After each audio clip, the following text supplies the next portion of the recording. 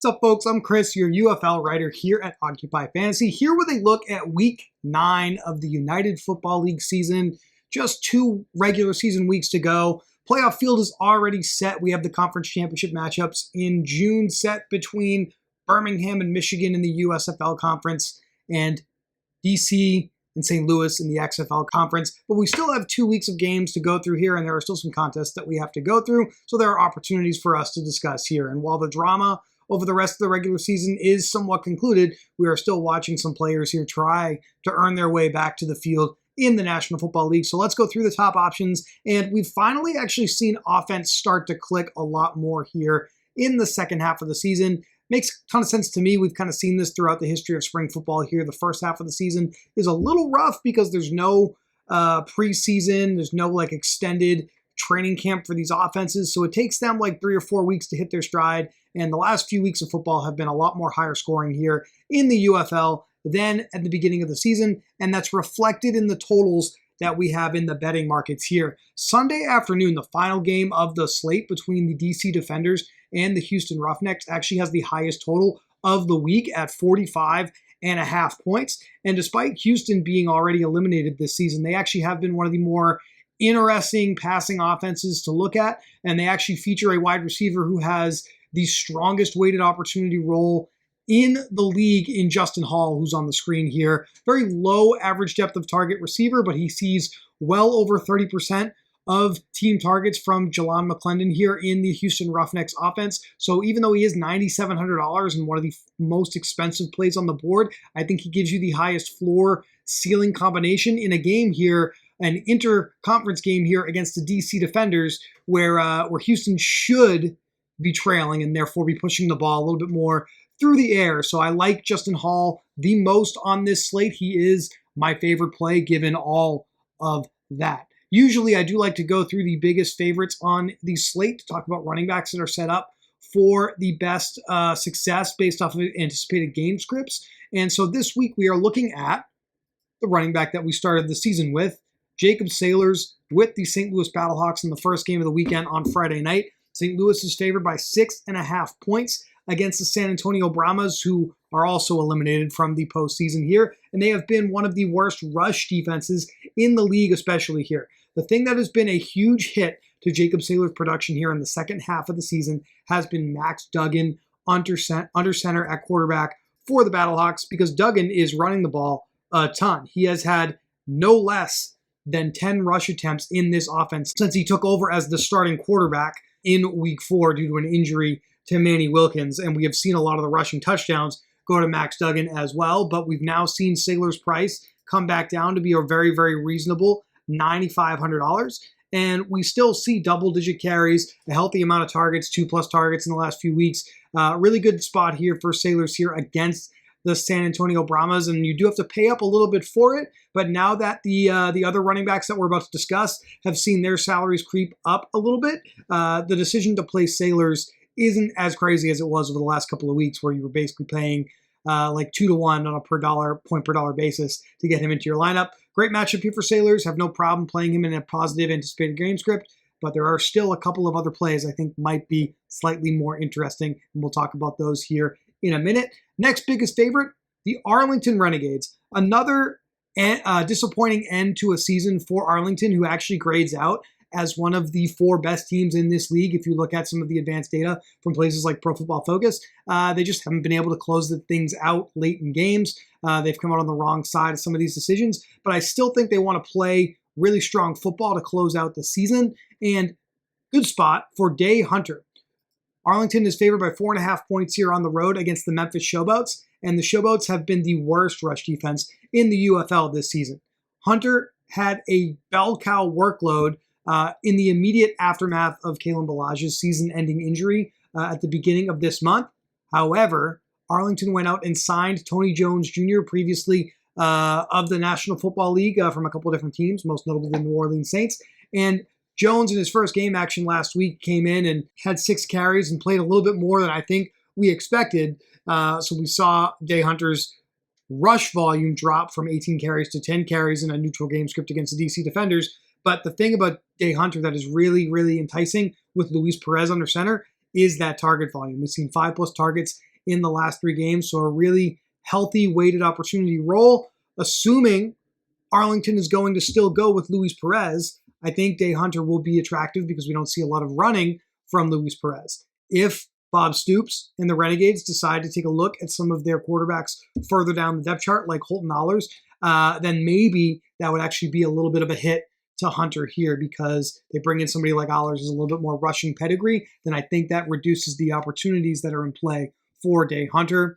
We will have to take a look at the game this weekend to really see what Arlington decides to do. But at $7,700, the bottom line here is you get Day Hunter, high anticipated weighted opportunity roll, and a positive game script against a bad defense. Not a bad play in any contest type, and a significant discount versus Jacob Sailors. So I think Hunter versus Sailors, Hunter's probably the play there. The Birmingham Stallions. This is actually a really interesting spot here. So Michigan. For those of you who played DFS last week, you know that a little bit of a snafu with the availability of Bryce Perkins. It was full on the injury report, and yet, like after the game started, they told us that he was not going to be playing with his ankle injury. Michigan has done us a favor here, and they came out and told us today, this is Thursday, that Perkins will not be playing due to the same injury. They're going to try to get him rested up for that conference championship game in 2 weeks against these same Stallions. So we're going to be turning the football back to Danny Etling. And the key point of information here based off of this knowledge is that at the beginning of the week, Michigan was favored by 1.5 in betting markets when this game was posted.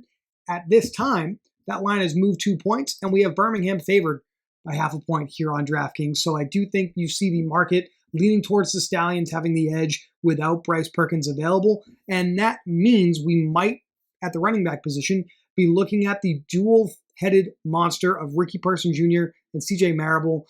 These guys have not been great plays when they have both been active this year, and I think the same applies here. Kind of a coin flip here. They're basically seeing the same amount of opportunities over the last few weeks. Take a look at Person. You got 9+ carries in the last 3 games. Flashed some target upside against Houston a couple weeks ago. Marable, same situation, 10+ carries the last 3 weeks. Flashed that target upside against Houston in a very high-paced game where they were playing from behind for most of the game. So I don't think that there's really a play here that stands out as one that's better than the other. Right now, I do project Ricky Person for slightly more fantasy points based off of usage and efficiency, but I don't feel strongly about either one of these guys here. I'd rather play one of Sailors or Day Hunter if I'm looking to play a favored running back here over these 2 guys here in Birmingham in the same rough salary range. Finally, a little bit of a bigger favorite actually, but I just was more interested in sticking with the schedule of the week there. The DC Defenders are favored by 3.5 points on the road here against Houston, the game we started talking about with Justin Hall. Deion Jackson has taken over as the lead back here for the DC Defenders. We've seen 3 rushing touchdowns in his last 4 games and significantly more efficiency on the ground than Abram Smith at the beginning of the season. That's the big reason why Deion Jackson has taken over this backfield.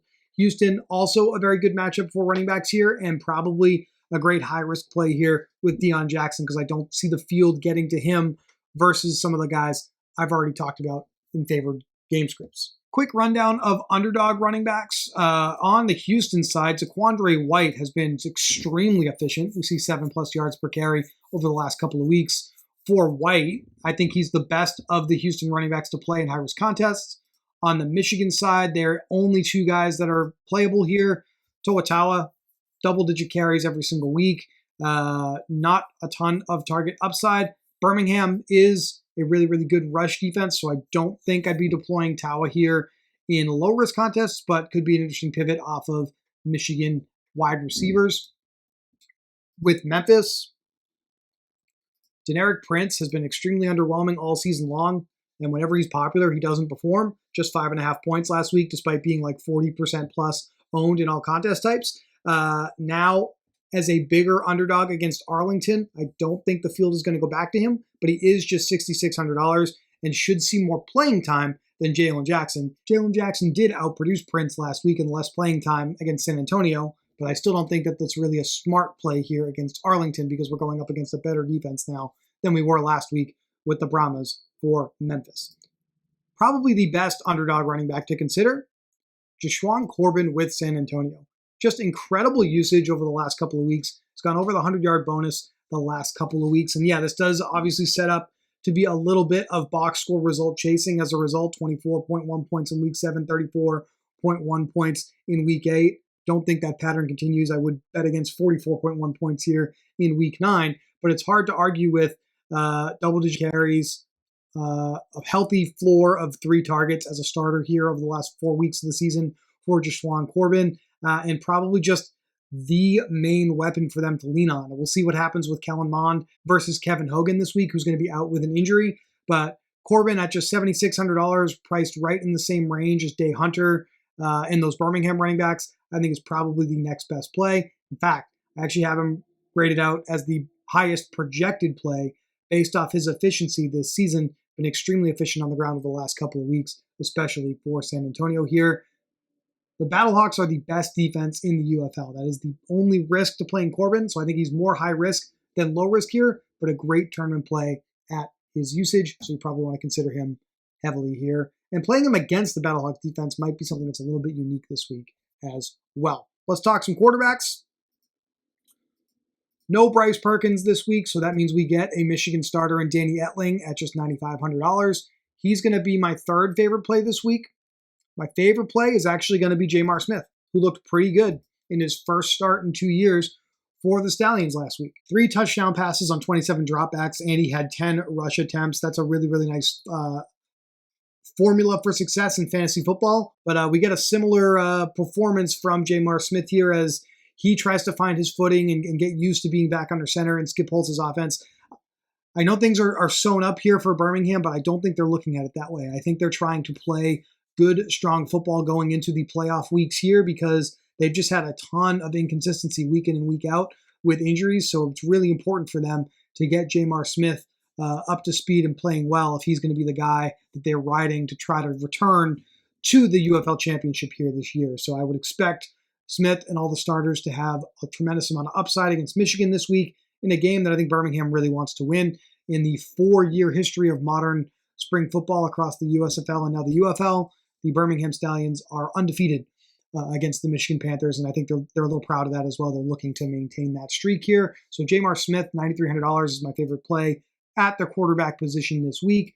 Hard to argue with the rushing upside with Max Duggan, a few $100 more than J'Mar Smith, but I would consider him as a great play in all contest types as well with that rushing production upside. And obviously, the MVP favorite now with Perkins missing some time, Jordan Ta'amu and the defenders. Talked about the last couple of weeks of videos that I did back in week 5, week 6, week 7, how DC was throwing the ball like 12, 13 yards down the field on average. That has come back in line with the rest of the league. DC's average depth of target is like 9 yards per attempt at this point, but still a very, very high upside quarterback here with Ta'amu, his rushing upside, his efficiency with all of his wide receivers that he has shown a strong rapport with, Chris Rowland, Cornell Powell, and Braylon Sanders. They've started to mix in some of the secondary wide receivers a little bit more. Javon Antonio, Jaden Mickens, seeing a little bit more work. Bradley Moore at the tight end position. So a lot of tournament options here with DC.